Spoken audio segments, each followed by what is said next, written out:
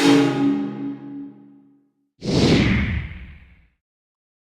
this video, we're going to talk about something called network solids. So why are some chemicals gases and some liquids and some solids? And the answer is it depends on the type of bonding it has and the type of intermolecular forces that are holding it together. Now we talked about ionic bonding in another chapter, and remember they tend to be solid at room temperature. The bonds are very strong, so they're the crystalline solids. And covalent, which we're talking about in this chapter, tend to be liquids and gases at room temperature. The bonding's not as strong and the intermolecular forces are fairly weak that hold them together, so they tend to be liquids and gases at room temperature. But a network solid is an exception to this. It's a rather severe exception to this rule. A network solid is a solid in which all the atoms are covalently bonded to each other. So we're talking nonmetals bonded to nonmetals and covalent bonds, which tend to make liquids or gases, but they don't. They make solids, and they sometimes make the hardest solids on the planet. So these things don't melt at all sometimes, or if they do, it's incredibly high temperatures. Diamond, for example, doesn't melt. It would just vaporize if you could reach temperatures of 3,500 degrees Celsius, which would be very hard to do. So diamond and graphite are two examples of network solids. Now they're both made of carbon. Now, if carbon can bond and form in two different ways, there's a fancy word for that. It's called allotropes.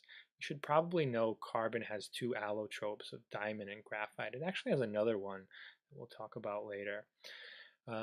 But diamond, as you can see in this picture here, the way it bonds, each blue sphere here is a carbon atom, but it bonds to another carbon atom in all four directions of its shape. Now, shape is something called a tetrahedron, which has carbons going up and down and left and right in these four directions at angles of about 109 degrees. So every 109 degrees it has a bond to another carbon atom, and it makes just this really rigid, strong structure. Graphite also bonds to other carbon atoms, but it just does so in layers. So you see this bonding of layers, and then it's weakly bonded to the layer below it, which is why you can use graphite in things like pencils. As you rub your pencil across the paper, you're just rubbing a layer of the graphite off at a time.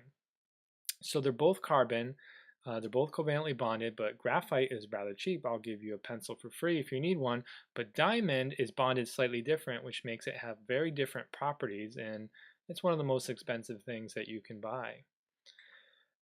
So a network solid is something that you just need to know. It's a covalently bonded molecule that's bonded in a continuous network. It doesn't form a discrete molecule like most molecular compounds will. Water, for example, is a discrete molecule. It's just H2O. Something like table salt, NaCl, forms networks, as big structures of sodium bonded to chlorine. A network solid does the same thing. Our example was carbon, just bonded to other carbons in this big continuous network. This makes for very uncharacteristically strong bonding and uncharacteristic properties for a covalent bonded structure, such as having really high melting points and really high boiling points, and the fact that it's just a solid at room temperature where most covalent compounds are. Two allotropes of carbon, diamond and graphite, are just some examples that you should know of network solids, and be ready to answer questions based on them if you have to.